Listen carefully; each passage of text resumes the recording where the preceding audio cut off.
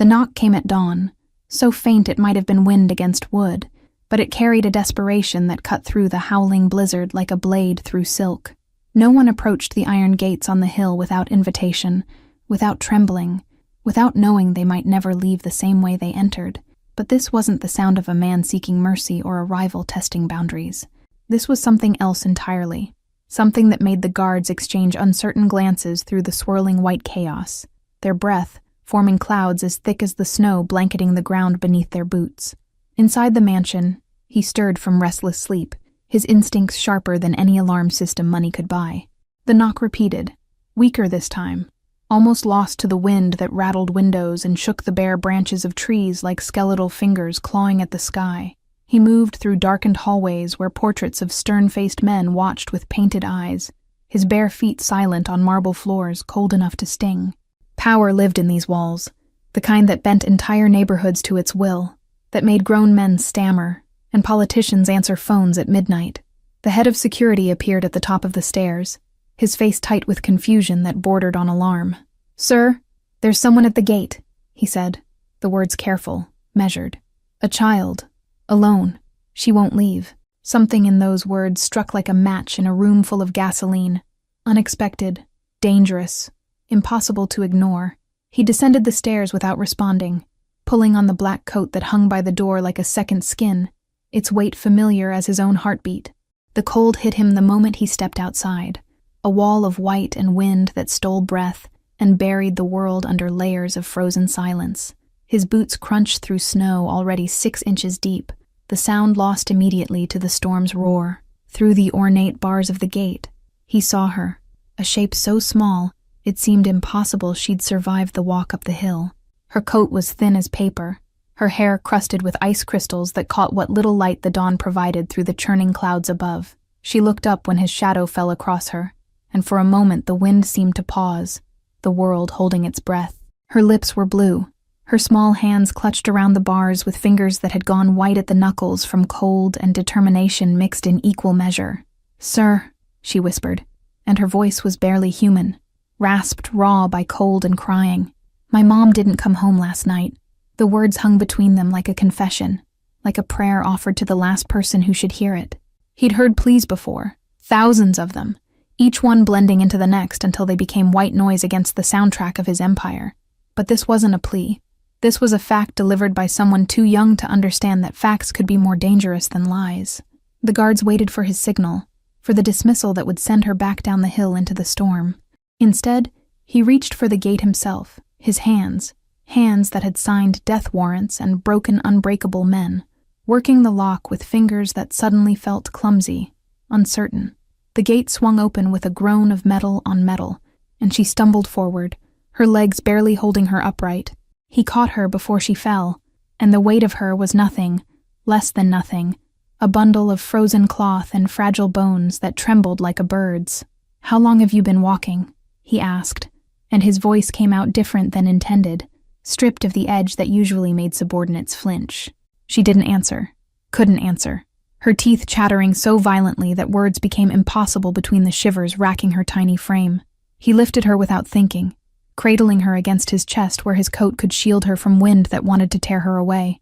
Her head fell against his shoulder, and through the layers of fabric he could feel how cold she'd become, how close to something irreversible.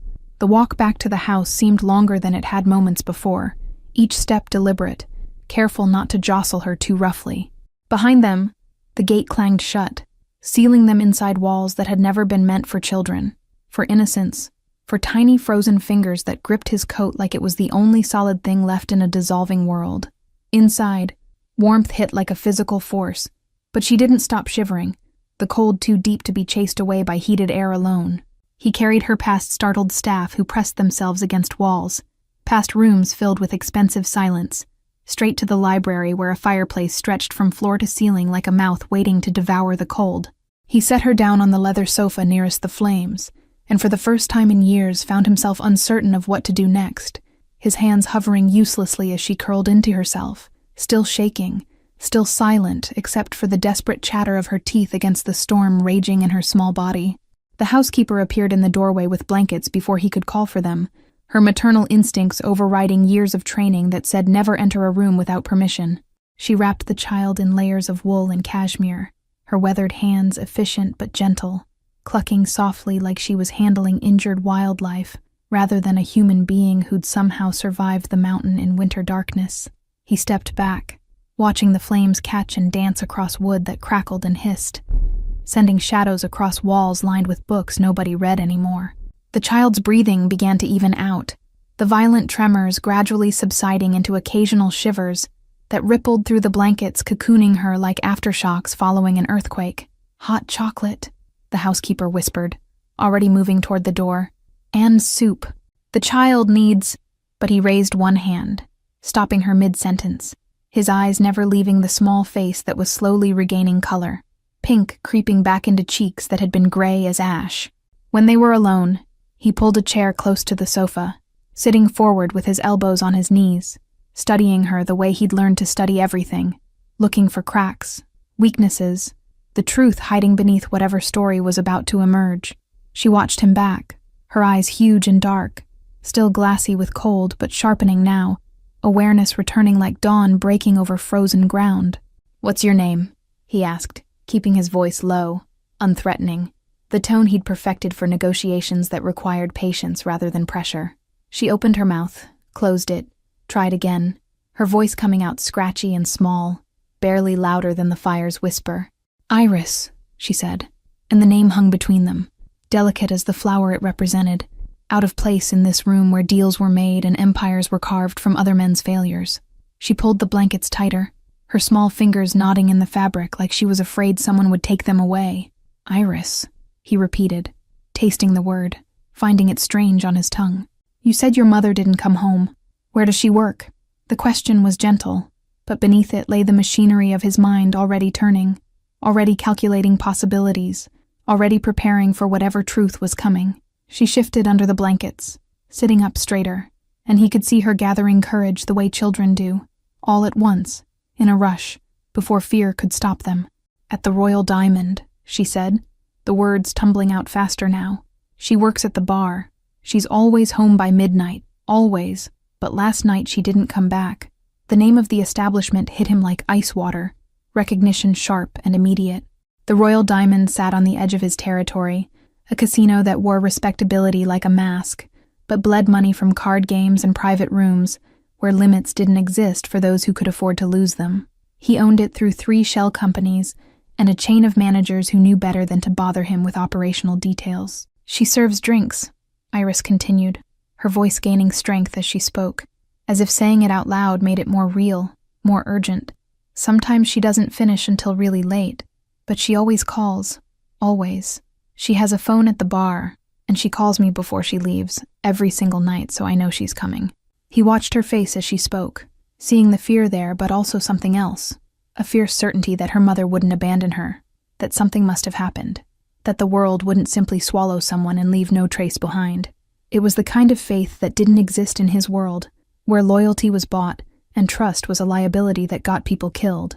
"Last night the phone didn't ring," she whispered, and her eyes filled with tears that didn't fall, held back by sheer will. "I waited and waited. I fell asleep on the couch by the phone. When I woke up it was still dark, and she wasn't there, and the apartment was so cold because we ran out of oil for the heater." The details painted a picture he didn't want to see. The small apartment, the single mother stretching every dollar until it screamed, the child waiting by a silent phone while snow buried the city outside. It was a reality that existed in the same world as his mansion, but they occupied different universes, never meant to intersect. "So you walked here," he said, not quite a question, still trying to understand the logic that would send a 6-year-old into a blizzard toward the one place in the city where innocents went to die. She nodded, wiping her nose with the back of her hand, a gesture so childlike it seemed impossible she'd just survived something that would have killed grown men. "Mrs. Chen next door said you're the boss of everything," Iris explained, her voice matter-of-fact, as if discussing the weather rather than the criminal empire that made politicians nervous and rival families disappear. "She said if someone's missing, you're the only one who can find them. She said you're scary, but you're fair." Fair. The word echoed in his mind like a joke, like something from another life before he'd learned that fairness was a luxury for people who didn't understand how the world actually worked. But in this child's eyes, he saw belief, the kind that couldn't be faked or bought, that existed because someone had told her it was true, and she'd had no reason yet to learn about lies. The housekeeper returned with a tray, setting it on the low table with practiced silence. Steam rose from a mug of chocolate topped with melting marshmallows, and beside it sat a bowl of soup that filled the room with the smell of chicken and herbs, of comfort distilled into liquid warmth. Iris's eyes fixed on the food with an intensity that spoke of more than just the morning's ordeal, and he realized with a cold certainty that breakfast wasn't guaranteed in her world, that the hunger in her gaze came from a place deeper than one missed meal. She looked at him, asking permission without words, and he nodded, watching as she reached for the mug with both hands, holding it like it contained something precious and rare. He left her eating by the fire, her small hands wrapped around the mug as if it might disappear if she let go, and walked to his office where morning light struggled through windows frosted at the edges. His phone lay on the desk, silent and waiting, and he picked it up with fingers that had forgotten how to hesitate, dialing the number that connected him to the manager of the Royal Diamond without checking the time or caring that dawn was barely an hour old. The call was answered on the second ring, the manager's voice alert despite the early hour, trained to respond instantly when this particular number appeared on his screen. "Sir," he said, the single word carrying weight and worry, and the knowledge that calls at this hour meant someone had made a mistake that needed correcting. "You have a bartender who didn't go home last night," he said without preamble, his voice flat, stripped of anything that might be mistaken for concern. "Woman, probably late 20s, has a daughter. Find out where she is. Find out now." There was a pause, the sound of sheets rustling, feet hitting floor, the manager's breathing quickening as the implications settled into his consciousness. "Sir, we close at 4, the cleaning crew leaves by 5. I don't know of anyone who—" The words stumbled over each other, panic making them clumsy. "You have 15 minutes, he interrupted, each word precise as a knife cut. "Call me back with answers or call me back with your resignation. Those are your only options." He ended the call before the manager could respond, setting the phone down with controlled care that belied the strange urgency building in his chest like pressure before a storm. Through the window, the city sprawled below the hill, white and silent, under snow that continued falling, softer now but relentless, erasing roads and landmarks until everything looked the same. Somewhere down there, in the maze of streets and buildings, a woman was missing, and a child sat by his fireplace believing he could fix it because someone had told her bosses fix things. He'd built his empire on information, on knowing everything that happened in his territory before it became a problem, on networks of eyes and ears that reported back like nerves feeding data to a brain. But this, a bartender who disappeared after her shift, this had slipped through every crack, invisible until a 6-year-old walked through a blizzard to tell him about it. The phone rang, 12 minutes later, and he answered it before the second ring could complete. "Talk," he said, and the single word carried the weight of consequence, of time running out, of patience stretched thin as wire. "Found her," the manager gasped, his relief palpable even through the digital connection. "She's here. She's still here, sir. She collapsed in the break room after her shift. The overnight supervisor didn't check the back rooms, didn't know she was there. She's burning up with fever, keeps trying to stand up but she can't. She's delirious." He was moving before the manager finished speaking, his body responding to something he didn't fully understand, some instinct that had no place in his carefully controlled world. He grabbed his coat from where he'd thrown it over a chair, his keys, his phone, his mind already racing through routes and timing and what he'd do when he got there. The garage held 12 cars, each one chosen for specific purposes: speed, intimidation, anonymity, depending on what the situation required. He chose the black SUV with tinted windows, built like a tank but faster than anything its size had a right to be, opening the driver's door himself instead of waiting for someone else to do it because waiting felt impossible, unbearable.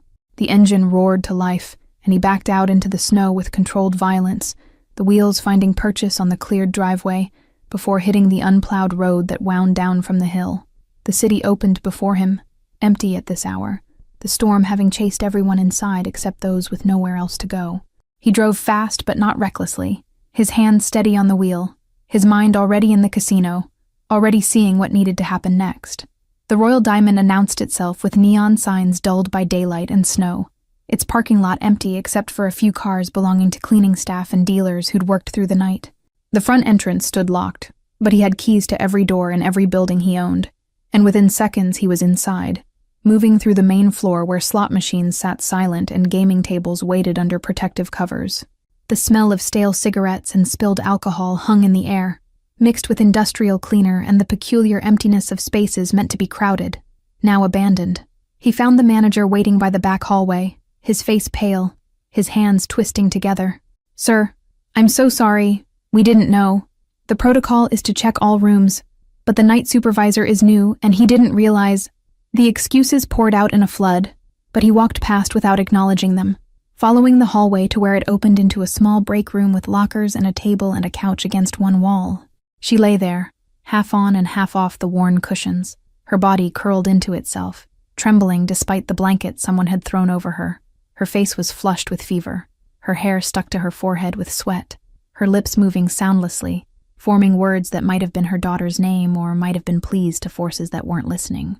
He crossed the room in 3 strides, dropping to one knee beside the couch, his hand reaching for her forehead before he could think better of it. Heat radiated from her skin like she was burning from the inside, and when his fingers made contact, her eyes fluttered open, unfocused and glassy, seeing something that wasn't him, wasn't the room, wasn't anything real. "Iris," she whispered, the name cracking in her throat. "Have to get home. She's waiting. She's alone." The words ran together, slurred by fever and exhaustion, but the desperation in them was clear, sharp as broken glass, cutting through everything else. "She's not alone," he said, surprised by his own voice, by the gentleness he didn't know he could produce. "She's safe. She came to find me." He wasn't sure if the woman heard him, if his words penetrated the fog of sickness, but her eyes found his for just a moment, recognition flickering like a candle in wind before going out again. He lifted her the way he'd lifted her daughter hours earlier, feeling how light she was, how fragile, her body weighing almost nothing despite being full-grown. She didn't resist, didn't seem aware enough to understand what was happening, her head falling against his shoulder as he stood, adjusting his grip to support her more securely. The manager held the back door open as he carried her through, the cold air hitting them both like a physical blow after the stale warmth of the break room. Snow had accumulated in the alley during the hours she'd lain unconscious, creating drifts that reached halfway up the dumpsters lining the brick walls on either side. He moved carefully, his boots finding purchase on ice hidden beneath fresh powder, his arms tightening around her when she stirred slightly, mumbling words that dissolved into incoherent sounds. The SUV waited where he'd left it, engine still running, exhaust creating clouds in the frozen air that dissipated almost instantly in the wind. Getting her into the back seat required maneuvering through the narrow space between door and frame, supporting her weight while adjusting angles, finally settling her across the leather seats with her head propped against the armrest. He removed his coat, covering her with it, the black wool swallowing her small frame, until only her face remained visible, pale and feverish in the gray morning light. The drive to the hospital carved through streets that were coming alive with early risers, delivery trucks and snowplows beginning their routes, brake lights flashing red against white as the city shook off night.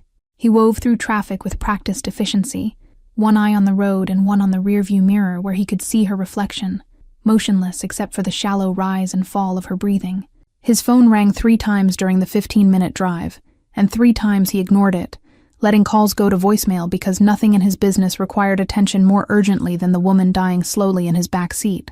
The realization struck him like a blow, that he'd made a choice without thinking, that priorities he'd held for years had shifted in the space of a few hours, rearranged by a child's desperate walk through a blizzard. The hospital appeared ahead, its emergency entrance marked by red signs that glowed even in daylight. Ambulances parked at angles that suggested recent chaos now subsided. He pulled directly up to the doors, ignoring the no parking warnings painted in yellow letters on the concrete, cutting the engine, and moving to the back seat in one fluid motion. She felt lighter than before, as if the fever was burning away substance, leaving only the essential parts, bone and breath and stubborn will that kept her heart beating despite everything working against it. He kicked the car door shut with his heel, not caring about the noise, striding toward the automatic doors that whooshed open to admit them into harsh fluorescent lighting and the smell of antiseptic. The triage nurse looked up from her computer screen, her professional assessment taking in the scene instantly, the expensive suit carrying the unconscious woman, the authority in his posture that said he expected immediate action, the way he moved like someone accustomed to having obstacles removed before he reached them.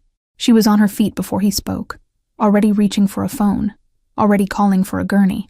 High fever, unconscious for at least 6 hours, possible exposure to cold, he said. His voice clipped, efficient, delivering information like a diagnosis rather than a plea. She has a 6-year-old daughter waiting for her. She needs help now. 2 orderlies appeared with a wheeled stretcher, their hands reaching to take her from him, and for a moment his arms tightened, resistance flaring before logic overrode it. He lowered her onto the thin mattress, watching as they secured straps and checked vital signs, their movements practiced and quick, their faces betraying nothing about what they saw or thought. They wheeled her away through double doors that swung shut with finality, leaving him standing in the middle of the emergency room with his coat still in the back seat and his hands empty for the first time in hours. Around him, other people waited, a man holding a bloody towel to his hand, a mother with a coughing child, lives intersecting with crisis in a space designed to catch people when they fell. He approached the registration desk where a woman with tired eyes looked up from a clipboard, her fingers poised over a keyboard. "I need information on her condition," he said, and it wasn't a request, wasn't phrased like something that could be denied, but the woman's expression didn't change. Professional courtesy armored against intimidation. "Are you family?" she asked. The question routine, required by regulations that didn't care about power or influence or how many buildings someone owned. The word hung between them. Family. Simple and loaded, meaning everything and nothing depending on context. Blood. Law. Bonds that transcended paperwork. "No," he admitted, the truth strange on his tongue, acknowledging limitation in a life built on breaking through limitations. "But her daughter is at my house. She's 6. She walked through a blizzard to ask me to find her mother, so I found her." The woman's expression softened slightly, something human breaking through the professional mask. "I'll make a note in the file," she said, her voice gentler now, "but I can't guarantee the doctors will speak with you. Privacy laws are strict, and without consent or legal relationship." She trailed off, the unfinished sentence containing volumes about rules and regulations and the walls they built between people. He nodded, understanding but not accepting, already planning ways around obstacles that hadn't materialized yet. "Her name," he said, realizing for the first time that he didn't know it, that the woman he'd carried twice now remained nameless in his mind, defined only by her relationship to a child who'd appeared at his gate. "What's her name?" The question seemed to surprise the registration clerk, her eyebrows rising slightly. "You don't know her name?" she asked, confusion evident, trying to reconcile the intensity of his actions with this fundamental gap in information. "You brought her here without knowing her name?" "The daughter's name is Iris," he said, as if that explained everything, as if the child's identity somehow encompassed the mother's, made introductions unnecessary. "The mother works at the Royal Diamond, bartending the night shift. That's all I know." The clerk typed something, her fingers moving across keys with efficiency, born from years of processing emergencies. "There are forms," she began, pulling papers from a drawer, setting them on the counter with a pen. "Emergency contact, insurance information, medical history. Someone needs to fill these out, and if you're not family—" "I'll handle it," he interrupted, taking the pen before she could finish explaining why he shouldn't, why he couldn't, why regulations existed to prevent exactly this kind of irregular involvement. He moved to one of the plastic chairs bolted to the floor in rows, sitting down among strangers who clutched their own emergencies, and began filling out forms with information he'd have to invent, gaps he'd have to bridge with money and connections and the weight of influence that usually made paperwork disappear entirely. His phone buzzed insistently, messages piling up, missed calls multiplying, his empire demanding attention that felt suddenly distant and irrelevant. He thought of Iris by the fireplace, probably awake now, probably asking questions, probably waiting with the same patience she'd shown, waiting by a silent phone in a cold apartment while her mother burned with fever in a locked casino. The wait stretched into hours that felt suspended outside normal time, minutes crawling past on the wall clock, while the emergency room cycled through its parade of human suffering. He remained in the plastic chair, forms completed with half-truths and assumptions, his phone now silenced completely, the world beyond these walls put on hold by a decision he hadn't consciously made, but couldn't unmake. A doctor finally emerged through the double doors, scanning the waiting area with eyes that had seen too many long shifts, her scrubs wrinkled and coffee-stained. She approached the desk, spoke quietly with the clerk, and then turned toward him with the deliberate walk of someone delivering news that required careful words, measured tones, professional distance from outcomes that might break either way. "She's stable," the doctor said, and those two words carried relief like oxygen after drowning. "Severe case of influenza complicated by exhaustion and dehydration. Her immune system was already compromised, probably been running on empty for weeks, maybe months. Another few hours without treatment and we'd be having a different conversation." He absorbed the information in silence, his mind already calculating recovery time, complications, what came next. The doctor continued, pulling a small notepad from her pocket and flipping through pages covered in cramped handwriting that looked like a language only medical professionals could decode. "She's asking for her daughter," the doctor said, looking up from her notes. "She's awake but disoriented, keeps trying to get out of bed. We've sedated her lightly, but she's fighting it, insisting she needs to get home. I told her someone brought her in, that her daughter is safe, but she won't rest until she sees the child herself." The words painted a picture of desperation that transcended illness.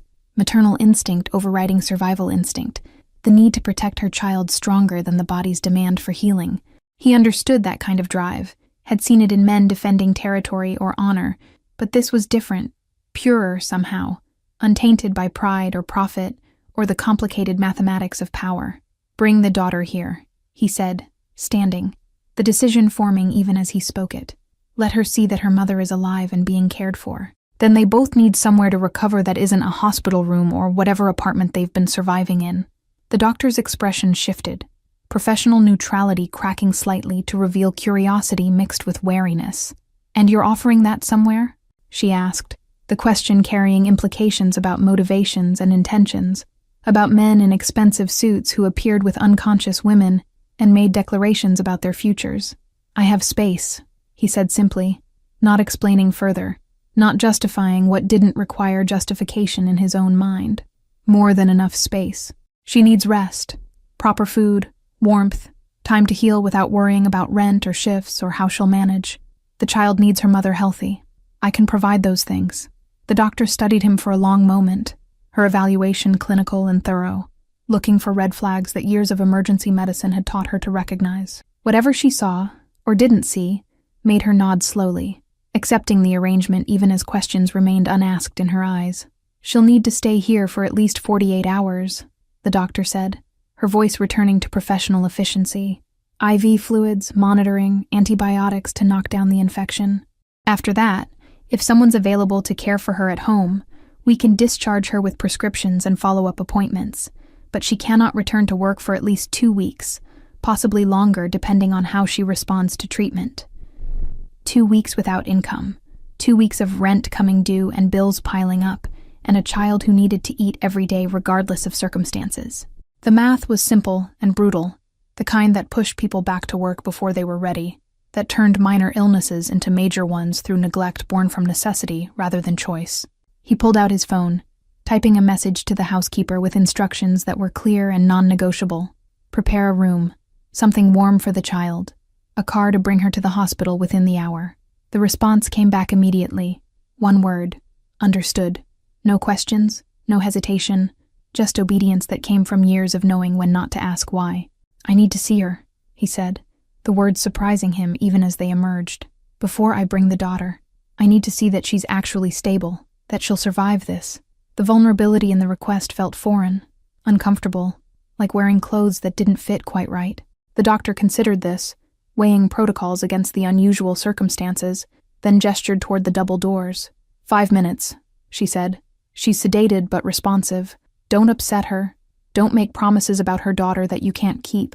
And if any monitors start beeping, you step back and let us work." He followed her through corridors that smelled of bleach and human suffering, past rooms where curtains concealed private agonies, where machines beeped rhythms that meant life continuing despite everything trying to stop it. They stopped at a room near the end of the hall, the doctor pulling back a curtain to reveal a space barely large enough for the bed and equipment crowding around it. She lay there connected to tubes and wires, an IV drip feeding clear liquid into her arm, monitors tracking the basic functions that defined existence: heartbeat, oxygen, blood pressure. Her eyes were closed, her face no longer flushed with fever but pale now, drained, dark circles underneath suggesting exhaustion that went deeper than one bad shift or one missed night of sleep. He stepped closer, his shoes silent on tile floors, stopping beside the bed where he could see the slight rise and fall of her chest, evidence of life persisting. Up close, he could see details missed in the chaos of finding her, the calluses on her hands from years of carrying heavy trays, the worry lines around her eyes that made her seem older than she probably was, the evidence of a life spent surviving rather than living. Her eyes opened slowly, fighting the sedation, focusing on him with effort that seemed to cost her everything she had left. Recognition flickered, not of him specifically, but of the moment in the break room, fragmented memories assembling themselves into something resembling coherence. "Iris," she whispered, the name barely audible, her voice raw from fever and fear. "You said she was safe. You said—" The words broke apart, too much effort required to push them into the air between them, but the question in her eyes needed no voice to be heard. "She's coming here," he said, leaning closer so she wouldn't have to strain to hear him. "In less than an hour, she'll walk through that door and see that you're alive. And then you're both coming home with me until you're strong enough to decide what happens next." Confusion crossed her face, followed by something that might have been fear, or might have been the last defense of someone who'd learned to be suspicious of help, because it always came with strings attached. But she was too weak to argue, too sick to muster the energy for protests, and somewhere beneath the confusion and fear, he saw relief, small and tentative, but real. "Why?" she managed, the single syllable containing volumes of questions about motivations and intentions, about men like him and women like her, and how their worlds weren't supposed to intersect except in transactions that left one person diminished and the other enriched. He didn't have an answer that made sense, not one he could articulate in a way that wouldn't sound like lies or delusions. So he simply said, "Because your daughter walked through a blizzard to ask me to. Because she believed I could help. Because maybe she was right." The black car arrived at the hospital entrance precisely when instructed, the housekeeper in the passenger seat and Iris visible through the window, her small face pressed against the glass, eyes scanning the building with desperate hope. He met them at the door, and the moment the child saw him, she burst from the vehicle before it fully stopped, her feet hitting pavement at a run, her voice calling out questions that tumbled over each other in her urgency. "Is she here? Did you find her? Is she okay? Can I see her?" The words came without pause for breath, her hands gripping his coat when she reached him, looking up with eyes that had probably cried themselves empty during the hours of waiting, now refilling with tears that threatened to spill over at any moment. He knelt down to her level, bringing his face even with hers, a position he'd never taken with anyone in his adult life. This gesture of making himself smaller, vulnerable, meeting someone where they stood rather than forcing them to reach up. "She's alive," he said, watching relief break across her face like sunrise. "She's sick, but the doctors are helping her. She's been asking for you." The transformation was immediate and complete, fear dissolving into joy so pure it hurt to witness, her small arms throwing themselves around his neck in an embrace that caught him completely unprepared. He froze for a moment, uncertain how to respond, then slowly brought his arms up to return the gesture, patting her back awkwardly, feeling the fragility of her shoulder blades through her coat like bird bones that might snap under pressure. "Thank you," she whispered against his shoulder, the words muffled but clear, carrying weight that pressed against his chest like a physical force. "Thank you for finding her. Thank you for bringing her back." And in that moment, something inside him that had been frozen for longer than he could remember began to crack, ice giving way to something he didn't have words for, didn't know how to name. The housekeeper watched this exchange with an expression carefully neutral, but eyes betraying surprise, having worked in his home for 15 years without once seeing him touch anyone with gentleness, without witnessing any interaction that suggested capacity for tenderness. She cleared her throat softly, reminding them of time and purpose, and he stood, taking Iris's hand in his, another unfamiliar gesture that felt both strange and oddly natural.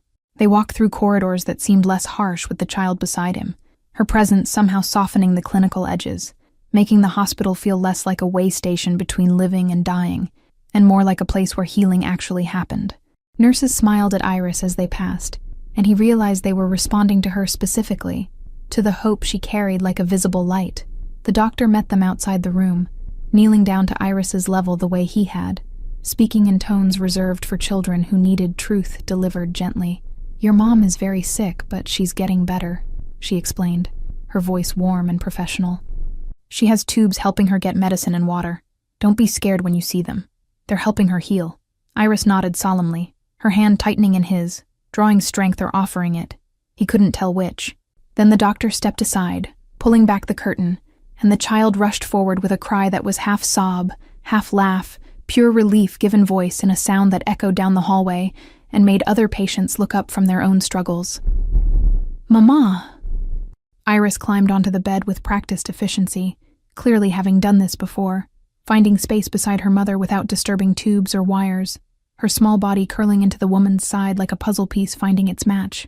The mother's arms came up to hold her daughter, and in that gesture he saw everything, love and fear and relief and exhaustion, all wound together into something so powerful it made the machines and medicine seem almost irrelevant. He stepped back, giving them space, watching from the doorway as they whispered to each other, as the mother's hands moved through her daughter's hair, checking her over with the thoroughness of someone who'd worried about every possible harm. The housekeeper appeared beside him, and together they stood guard over this reunion, witnessing something that felt almost sacred in its intensity. "She's really okay?" Iris asked, pulling back slightly to look at her mother's face, needing visual confirmation beyond the embrace. "You promise you're not going to disappear again?" The question carried undertones of every fear a child could hold, of abandonment and loss and a world that might take away the one constant in an unstable life. "I promise, baby," the mother whispered, and her eyes found his over Iris's head, holding his gaze with something that might have been gratitude or might have been challenge, asking silently what his involvement meant, what price would eventually be demanded for the help he'd offered. "I'm not going anywhere. We're not going anywhere." The weight of those words settled over him like a vow he hadn't asked for, but somehow accepted anyway. The mother continued holding his gaze, her expression unreadable, and he saw in her eyes the same fierce protectiveness he'd recognized in Iris, a determination to survive, to shield her daughter from harm, to do whatever necessary to keep them both safe, even if it meant accepting help from a stranger whose reputation probably preceded him into this room. "The doctor says you need rest," he said, breaking the silence that had stretched too long. "Weeks of it, without worrying about rent or food or shifts. I have a house with more empty rooms than I know what to do with. You'll stay there until you're well." It wasn't a question or an invitation, but a statement of fact, and he watched her process this, watched her mind working through implications and options, and whether pride was a luxury she could afford. Iris looked between them, sensing the tension, her small hand reaching for her mother's, ready to advocate for whatever kept them together. "I don't accept charity," the mother said finally, her voice stronger now despite the IV and the fever still lingering in her system. "I work for what we have. I don't owe anyone anything except what I can pay back with my own hands." The words carried dignity that circumstances couldn't diminish, a refusal to be reduced to someone who needed saving. "Then work for me," he said, the solution presenting itself even as he spoke. "When you're well, my house runs on staff who manage everything from meals to maintenance. You can join them, work off whatever debt you think you owe, and your daughter will have a safe place to grow up while you do." The offer hung in the air between them, and he saw her weighing it, testing it for hidden traps, looking for the catch that always existed in arrangements that seemed too good to be true. But Iris's face brightened, her hope uncomplicated by adult cynicism, and that seemed to tip the balance more than any argument he could have made. "Until I'm well," the mother said slowly, each word measured, establishing boundaries even as she accepted help. "Until I can afford my own place again. Not forever, just until I'm strong enough to stand on my own." The conditions were clear, her independence non-negotiable, even in dependency, and he found himself respecting that, understanding the need to maintain some sense of control when everything else had been taken by circumstances beyond her power. "Until you're ready to leave," he agreed, and meant it, though something in his chest tightened at the thought of the empty rooms filling and then emptying again, of life briefly interrupting the silence before returning him to the solitude he'd built so carefully around himself, however long that takes. The mansion transformed in ways too subtle for outsiders to notice, but profound enough that longtime staff exchanged glances when they thought no one was watching. The East Wing, closed for years and maintained only by weekly dusting, suddenly filled with purpose as rooms were prepared, linens aired, furniture uncovered from protective sheets that had turned them into ghosts of comfort waiting to be resurrected. The housekeeper moved through these preparations with efficiency that masked her curiosity. directing younger staff to scrub windows until they caught sunlight, to stock closets with towels soft enough for a child's skin. She asked no questions about why or for how long, understanding that some changes arrived without explanation and required only adaptation, not understanding. He spent those 2 days before the mother's discharge, attending to business that had accumulated during his absence, sitting through meetings where men reported numbers and problems.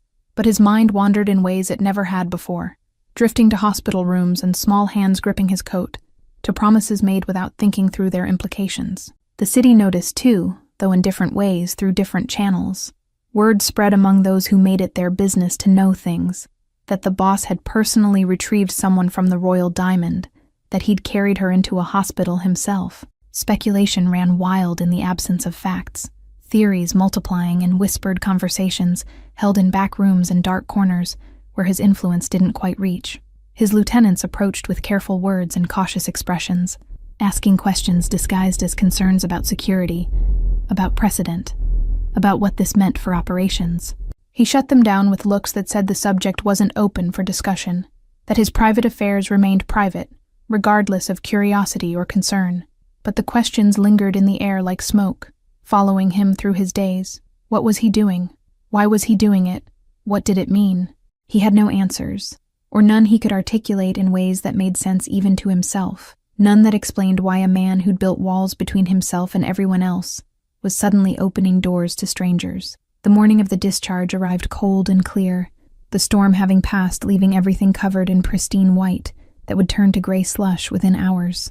He drove to the hospital himself again, dismissing the driver who'd appeared with keys and questions, needing the solitude of the vehicle, the rhythm of navigation through streets that demanded attention.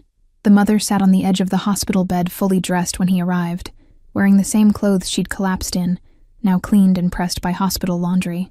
Iris sat beside her, swinging her legs that didn't quite reach the floor, chattering about the room that was waiting, about the house on the hill that she'd described in terms that made it sound like a castle from storybooks. "Ready?" he asked from the doorway, and the mother looked up, her expression unreadable but eyes clear now, fever-free. She stood slowly, testing her strength, one hand on Iris's shoulder for balance or reassurance, maybe both, her body language broadcasting uncertainty about what came next. The discharge process took longer than it should have, nurses providing instructions for medications and follow-up appointments, doctors signing forms that released responsibility from hospital to whoever would provide care. He stood back during this, letting the mother handle the paperwork herself, respecting the independence she'd insisted on, even while knowing she'd be relying on him for everything that mattered. The drive back was quiet, Iris filling silence with observations about snow and buildings and people walking bundled against cold. The mother sat in the passenger seat, her hands folded in her lap, her eyes on the road ahead, not speaking, but present in a way that felt heavy with thoughts she wasn't sharing. The mansion appeared as they rounded the final curve of the hill road, and he watched the mother's expression change as she took in the scope of it. The iron gates, the stone walls, the windows that reflected morning light like judgmental eyes watching their approach. Iris pressed her face to the window, excitement undiminished by grandeur, but the mother's face tightened. The gates opened automatically, sensors recognizing the vehicle, and they swept through onto grounds maintained with precision that turned nature into art. Every tree trimmed, every path cleared, everything controlled and perfect, and utterly unlike the messy reality of the lives entering it, the contrast impossible to ignore.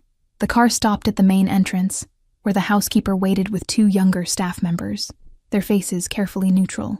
"Welcome," she said. The word simple but weighted with meaning that went beyond politeness, an acknowledgement that thresholds were being crossed, that normal procedures were being set aside for circumstances that defied normal categorization. The mother hesitated at the base of the steps, her body language broadcasting resistance even as her situation offered no alternatives. He came around the car, stopping beside her but not touching, not pushing, giving her space to make the choice herself, even though the choice had already been made days ago in a hospital room. "It's just a house," he said quietly, for her ears only. Bigger than most, but still just rooms and walls and places to sleep safely. The lie tasted strange. They both knew it wasn't just a house, that accepting shelter here came with invisible strings that might take months or years to become visible. She looked at him then, really looked, searching his face for something, truth or deception, danger or safety, the answer to questions she didn't know how to ask. Whatever she saw made her nod once, sharp and decisive, then turn toward the entrance where her daughter waited, bouncing on her toes with impatience and excitement, uncomplicated by adult fears. Inside, the house revealed itself in layers. The grand foyer with its chandelier that cost more than most people earned in a lifetime. The sweeping staircase that divided into two paths. The mother's eyes tracked everything, cataloging details, assessing value, and he wondered what calculations she was making, what price she thought would eventually be demanded for all this temporary shelter. The housekeeper led them upstairs, narrating as she went, in tones that suggested she'd given this tour before, but never to people quite like this. The library, the sitting rooms, the dining room that seated 20, each space larger than the entire apartment they'd left behind, excess compounding with each revealed room, until the mother's expression grew more guarded. Weeks passed like water finding new paths, reshaping the landscape of his life in ways so gradual he barely noticed, until he looked back and couldn't recognize the terrain anymore. The house that had been silent except for staff movements began to hold different sounds. Iris's laughter echoing down hallways that had never heard children, the mother's voice humming quietly while she worked. The staff adapted with the flexibility of people accustomed to serving without questioning, though he caught them smiling when Iris appeared asking impossible questions. The housekeeper particularly seemed transformed, her stern efficiency softening around edges that had grown hard from years of maintaining order in empty rooms that now overflowed with life. He found himself adjusting his schedule in subtle ways, returning from meetings earlier than necessary, taking morning coffee in the breakfast room instead of his office. These changes happened without decision, without conscious choice, his body and routines responding to presences he hadn't known he'd been missing, until they filled spaces he'd convinced himself were complete. The mother recovered slowly, color returning to her face, strength rebuilding in increments measured by longer walks through the gardens. She insisted on contributing despite his protests, taking over small tasks with determination that bordered on stubbornness, establishing her presence as worker rather than guest, even when the distinction seemed meaningless to everyone but her. Iris thrived in ways that suggested she'd been held back by circumstances too heavy for small shoulders to carry alone. She explored every corner of the house and grounds with fearless curiosity, befriending the gardener and the cook and the younger staff members who'd never had reason to interact with children before. Her drawings began appearing on walls in the hallways, taped up by the housekeeper who'd asked no permission, but anticipated no objection. He found himself pausing to study them, crude representations of houses and people, and dogs they didn't have, but she apparently wanted, each one a window into hopes that had been deferred by survival, but never quite extinguished. The city continued its whispers, speculation evolving as weeks passed without clarification or explanation. His business partners approached him with questions wrapped in concern, noting changes in his demeanor, in his availability, in the way he sometimes seemed distracted during negotiations. He deflected these inquiries with practiced ease, revealing nothing while acknowledging everything, maintaining the mystery because the truth was something he barely understood himself. Christmas approached with commercial inevitability, the city decorating itself in lights and manufactured cheer while temperatures dropped and snow returned. The staff began preparations for holidays he'd never celebrated beyond obligatory dinners with business associates who expected traditions to be observed like contracts, binding but meaningless beyond their performance. This year felt different, even before anyone suggested it should be. Iris talked constantly about Christmas, with the enthusiasm of a child who'd received promises of better things, who believed in magic because she'd witnessed her own small miracle. The mother listened to these excited plans with expressions that cycled between joy for her daughter and worry about expectations that couldn't possibly be met. He found himself making decisions that surprised him, approving a tree for the main foyer when the housekeeper mentioned it, authorizing purchases of decorations that had never been necessary before, even driving to a lot on the edge of town where families wandered among rows of evergreens, choosing the one that felt right, in ways that had nothing to do with symmetry or practical considerations. Iris came with him, her hand in his now as naturally as breathing, her opinions firm about which tree had the best shape, the fullest branches. They brought it back strapped to the SUV's roof, and the mother stood on the front steps watching their arrival, with an expression he couldn't quite read, something between gratitude and trepidation, happiness and fear. That night, they decorated together, all of them, staff abandoning usual boundaries to hang ornaments and string lights, while Iris directed operations. The mother worked beside the housekeeper, their hands occasionally touching as they passed decorations, their voices quiet with conversation he couldn't hear, but could sense carried weight beyond small talk. Days shortened as winter solstice approached, darkness arriving early and lasting long. But inside the mansion, lights blazed with warmth that felt genuine rather than decorative. Meals became longer, conversation flowing more easily. Iris telling stories about school she'd started attending after weeks of being tutored at home. The mother sharing memories of Christmases past. He contributed little to these exchanges, content mostly to listen, to observe, to witness something he'd never had. This sense of family assembling itself from disparate parts. The business continued running with minimal input, his lieutenants having learned to handle day-to-day operations, without constant supervision, freeing him to be present in ways he'd never allowed himself before. The mother grew stronger daily, her body recovering fully from the illness that had nearly killed her. But she made no moves toward leaving. He didn't ask about her plans, afraid that asking would force decisions that benefited from remaining unmade, that existed in comfortable ambiguity rather than definite resolution that might shatter everything. But he thought about it constantly, about what came next, about whether temporary could become permanent, about whether the feelings he didn't have words for yet translated into something. The question formed and reformed in his mind, taking different shapes, testing different phrasings, none of them adequate to express what he meant, without revealing too much about vulnerabilities he'd spent decades learning to hide. Christmas Eve arrived with fresh snow falling gently, the kind that made the world look clean and possible rather than buried and cold. The mansion had been transformed by weeks of preparation, every room decorated with care that suggested holidays meant something beyond obligation, beyond performance, beyond anything he'd experienced in adult life. The staff had been given time off, sent home to their own families with bonuses that made several of them cry. They ate dinner in the smaller dining room, the one that seated only 6, candles flickering on the table between them, while snow continued falling outside windows that reflected their images back at them like portraits of something that could be mistaken for belonging. After dinner, they moved to the library where the fire had been built up to roaring warmth. Iris settled on the floor with new coloring books while the mother sat on the sofa with tea steaming in her hands, her eyes on her daughter but her mind clearly elsewhere, working through thoughts that showed in the slight furrow between her brows. He'd been planning this moment for days, rehearsing in his mind while simultaneously convincing himself not to do it, that it was too soon, too presumptuous. But watching them there, Iris's tongue sticking out slightly in concentration, the mother's profile in firelight, he knew that waiting wouldn't make the asking easier, or the answer more certain. He crossed to where a small box sat hidden in the drawer of a side table, his hands steady despite the unfamiliar sensation of nervousness. He'd chosen the ring himself, spending hours in a jeweler's private room looking at options that all seemed either too ostentatious or too insignificant, finally selecting something simple, a single diamond on a plain gold band. "There's something I need to ask you both," he said, and his voice came out different than intended, stripped of the authority that usually made people lean forward. Iris looked up from her coloring, her eyes curious, while the mother set down her tea with hands that trembled slightly, some instinct telling her that whatever came next would change everything. He knelt down on the carpet between them, position putting him at Iris's level, but also making him look up at the mother.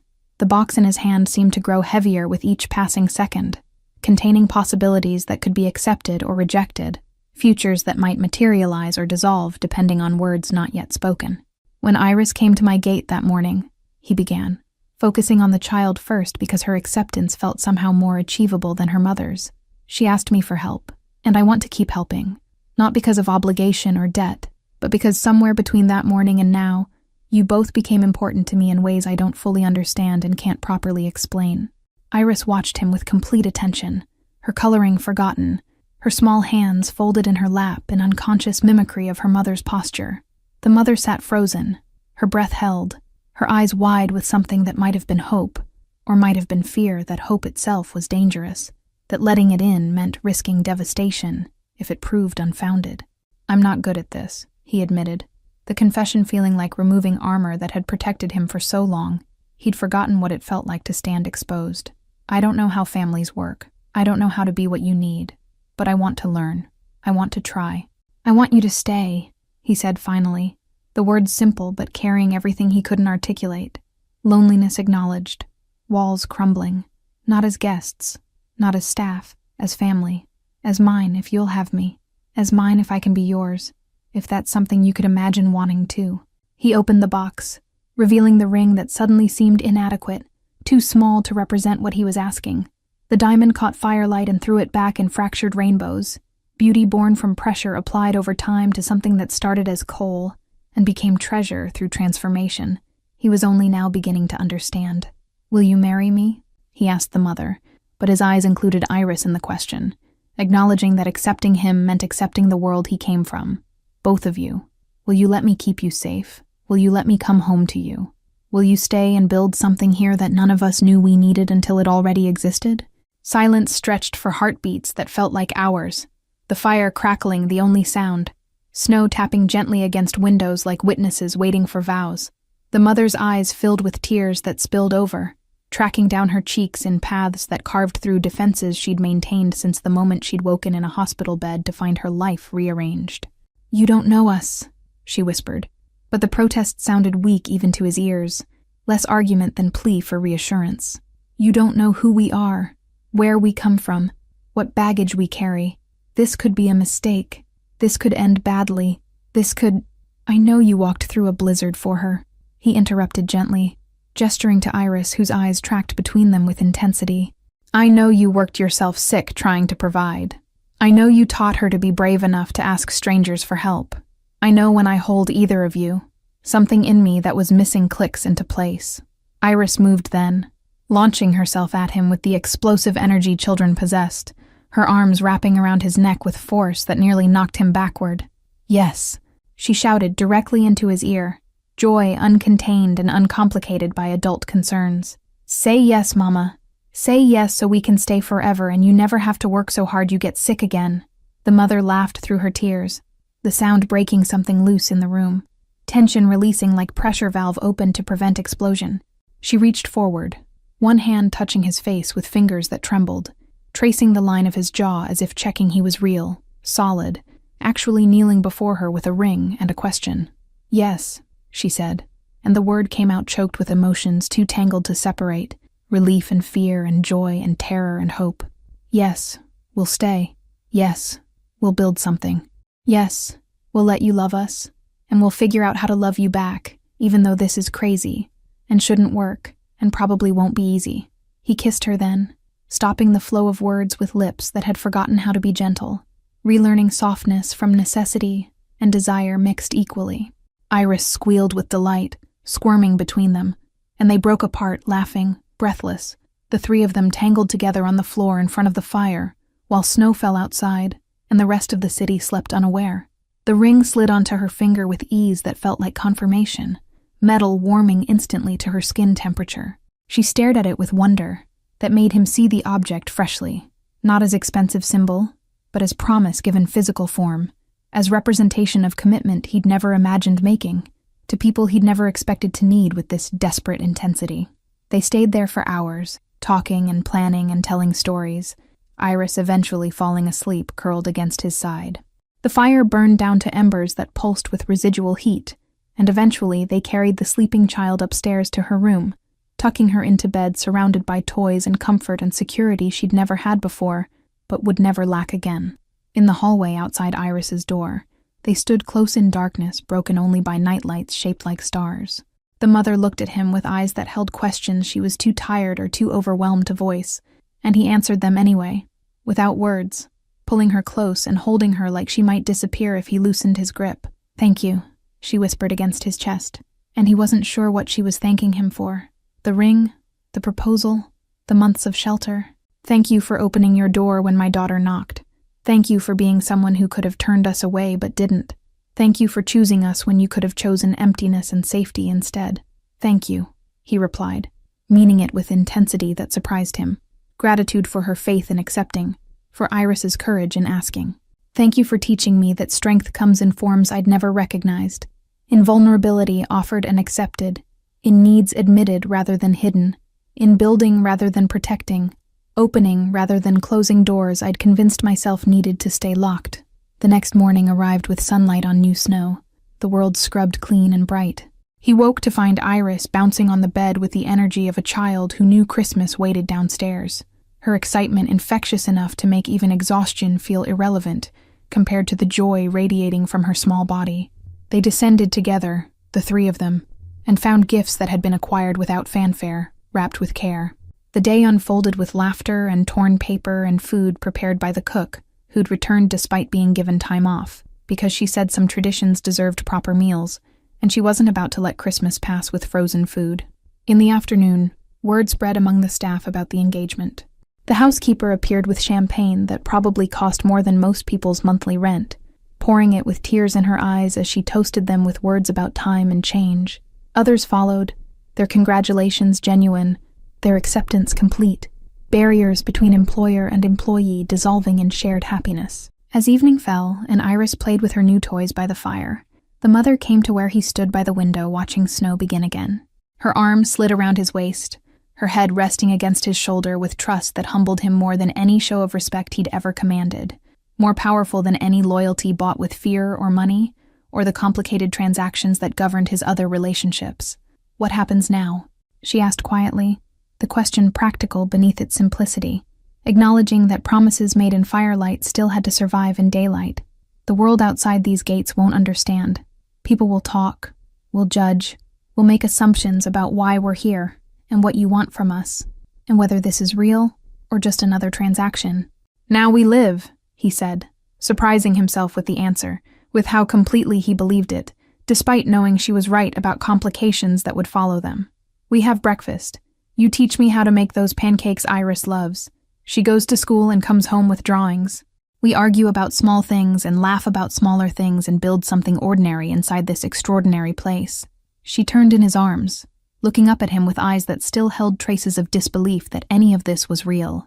He kissed her forehead, gentle and reverent, sealing promises made in front of fire and witnesses, acknowledging that from this moment forward, his choices would factor in two other hearts beating in rhythm with his own, their needs and safety and happiness more important than empire or reputation. Outside, the city continued its existence unaware that on the hill, in the mansion that had stood empty of love for decades, a family had assembled itself. And inside, as snow fell soft and endless, three people who'd been separate learned to be together. Starting with this moment and extending forward into tomorrow's, they'd build one day at a time, one meal, one laugh accumulated until it became foundation strong enough to last. Thank you all for following this story from the cold morning when a little girl knocked on a gate to this warm evening where a family was born from snow and circumstance. If you've enjoyed watching Iris, her mother, and the man who learned to open his heart, find their way to each other, please write in the comments where you're watching from. Don't forget to like, subscribe, and share this video. Your support means everything and helps me continue bringing you stories about hope, second chances, and the power of choosing to help even when it's unexpected.